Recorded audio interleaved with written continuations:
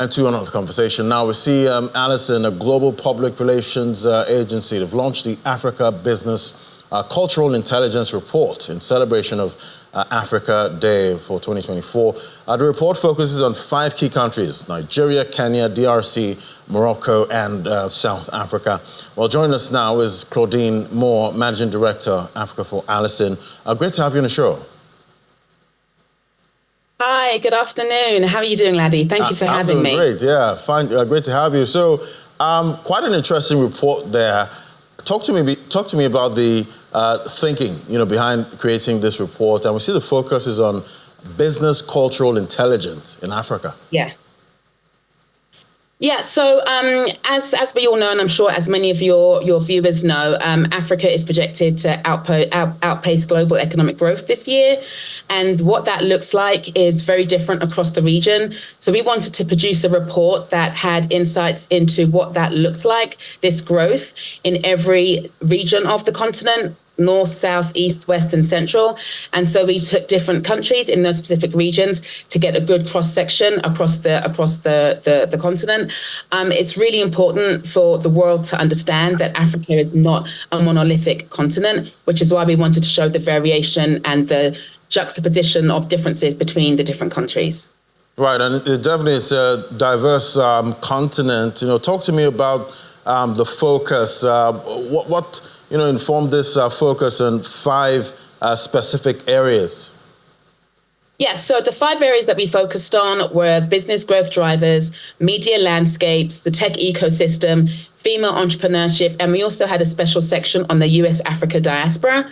So really the growth drivers section, that really provides a snapshot into what the growth drivers are in each particular country. We all know that every company is a tech company, and it's tech and AI that's really going to help Africa leapfrog in terms of development. So we took the tech ecosystem in each country and compared and contrasted and analyzed what that looked like. Media is very different in each of these African countries. So we just decided to look at what media looks like and what media reports on and how they report and who they report to. And then finally, female entrepreneurships, definitely not finally female entrepreneurships, female entrepreneurship across the continent. But that is huge across the continent. It's bigger in Africa than it is in any other continent in the world. So that was important to analyze. And then finally, the US Africa diaspora, it's critically important. I think one of the surprising insights from the report was that last year in 2023, I think the US diaspora contributed, I took in my notes, 20 billion to Nigeria. So you take that and you look at that across the continent in different countries as well. That's a huge amount coming from the US diaspora into the continent as well. All right, talk to me about AI at this time. We've heard some, say, Africa has a lot of issues at this time, and we shouldn't be focusing on, AI, at the moment. Talk to me about what AI brings to the table at this point. Well, I think AI is a brave new world for everybody. That's not unique to Africa. I was just at the Africa CEO Forum in Kigali, and AI was what every CEO was talking about. Some of them had an idea of what they were doing, and some of them are still trying to make that decision. So what we can say, I think what everybody can say and what everybody can agree with is that every single company, it doesn't matter what industry or sector or country that you are, country that your business is in, has to focus on what AI is doing for your specific industry. I think that's not unique to the continent. That's unique to every business in the world. So it's the key here is for every single business to really find out what AI and how AI is changing your specific sector, and then what that means to you as a business. All right, looking at the report at this time, were there any surprising trends? I think one of the surprising trends really was let's just focus on women.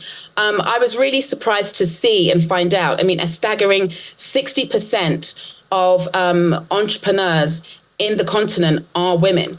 That means, and albeit informally, but 60% of entrepreneurs in the continent are women. And so what that really means is that whereas before supporting women in business was like a good sort of social imperative, now it's actually for every single country across the continent, now it's actually a really sound and solid economic strategy, considering the sheer numbers of women and entrepreneurs, albeit many of them are quite informal in many cases, it's still a huge mass and a huge number of people that should be supported, and that can really help benefit the economies. Looking at the report at this time, what's your outlook right now for female-led businesses and startups? They still need help. They still need support. And I think I just mentioned a moment ago about the sheer number. That number of 60%, really, most of those businesses are informal.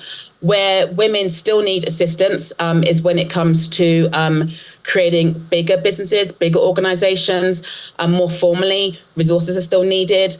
African female tech founders still are woefully behind when it comes to their male counterparts in terms of investment. So whilst it's a rosy picture in terms of numbers, I think when we really drill down and look at it in terms of scale, on the more formal end of having bigger and larger businesses, women still need to be supported, and there still needs to be an emphasis on gender lens investing when it comes to female founders as well. All right, I guess let's try to empower the women more going forward. Thank you so much. Great having you, Claudine Moore, Managing Director for Africa at Allison. Thank you so much. Thank you.